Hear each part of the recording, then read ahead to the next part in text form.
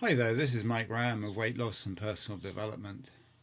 And today I wanted to talk to you about something in the personal development space, about the law of attraction actually, which has attracted its fair share of attention, you'd have to agree over time. It is a controversial subject, but one that is irresistible, let's say.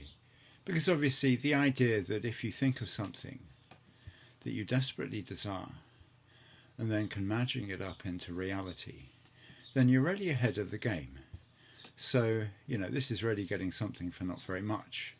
And we've always been told that you can't have something for nothing, that there's no such thing as a free lunch.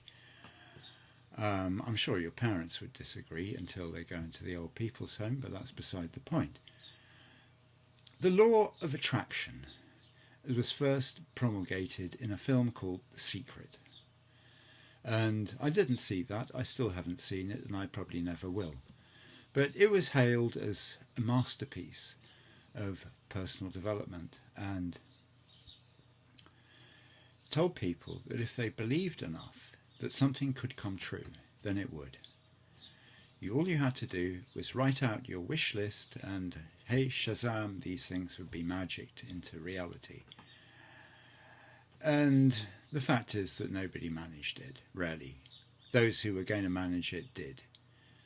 The sort of the 1%ers who would always manage to do what they wanted to do, whereas the rest of humanity went without. So then another term was added to the law of attraction, which was to do with limiting beliefs.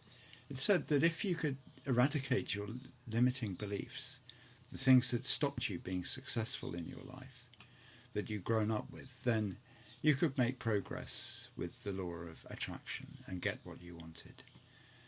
And then I listened to a number of people telling me that, whether I liked it or not, this law of attraction was totally real and you couldn't doubt it. That it was as irresistible as the law of gravity. And still, I was somewhat dumbfounded, perplexed. Call it what you will, I didn't actually believe them. I never believed them. Those early people talking about the law of attraction. And then I was told, actually, it's not really the law of attraction at all. And this personal development coach, I do spend quite a lot of time studying and reading.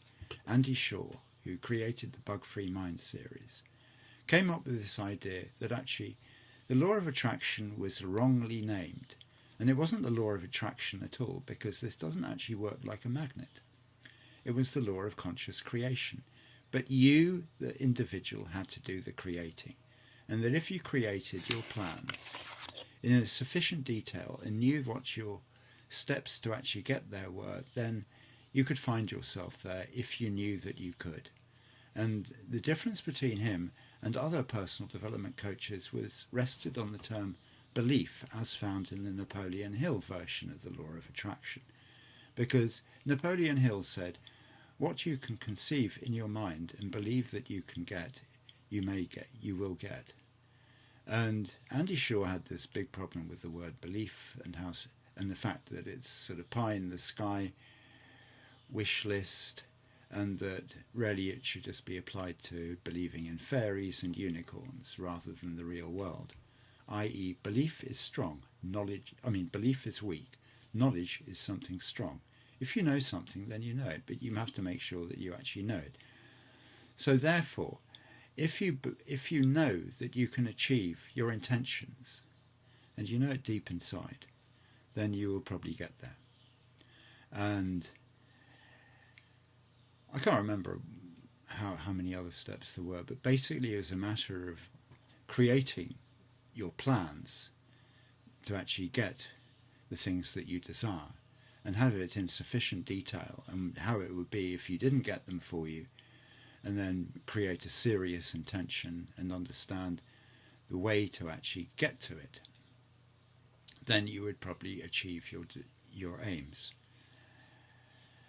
He also talked a certain amount about being able to work on energy with your intentions, how the human mind can move energy in a particular direction and move particles, And he showed us this slit experiment where light particles were beamed at a screen which had holes in it, and you could change the direction of the light particles.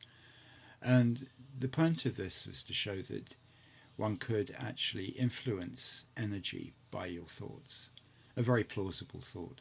And then later on I discovered work by Dr. Joe Dispenza, and this is quite a lot later, talking about the quantum field, which is elaborating on what Andy Shaw said.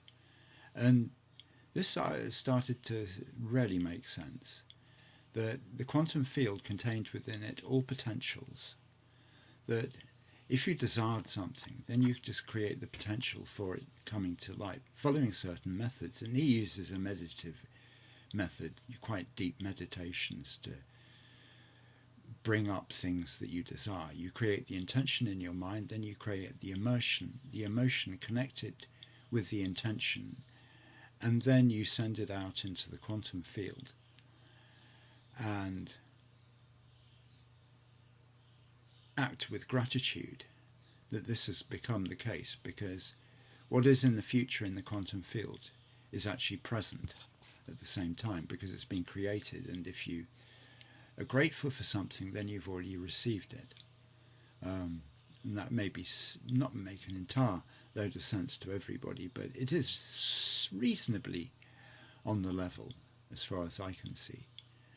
And through understanding the quantum field, we can actually bring into reality some of our deepest desires and create differences in our lives in ways in which we didn't used to, because in the quantum field we're the creator or the co-creator with the universal mind. And by allowing the universal mind to take over the process, once we come up with the creating part of what we want, then the universal mind gets on with bringing it about in the real world. And that's basically the nub of the matter. And then we show gratitude for having received our desires. And that's it, really. The law of attraction summed up. Now, whether one should call it the law of attraction or the law of conscious creation is another matter. Some biblical types seem to get a little bit annoyed about the idea of calling it the law of creation. So it stayed as the law of attraction. But this has been a controversial subject for quite a long time, but finally we seem to have found a workable way through it, which is possible to actually have faith in as real. Anyway, that's really where I've got involved in it and where my own interest lies, because before I listened to Andy's books and later on read a book by Dr. Joe Dispenza, I really did not think the law of attraction was anything at all except a load of woo-woo. And there you have it. I hope this video has been interesting and it'll inspire you to go and find out more about the law of attraction. But don't listen to the pie in the sky charlatans, please. There's plenty of good stuff around otherwise. Bye for now. And if you're looking for a weight loss solution plus personal development, then I put a URL in my post and you can go and have a look at that, because being overweight is quite a considerable problem for a lot of people, and I have a very simple solution to it.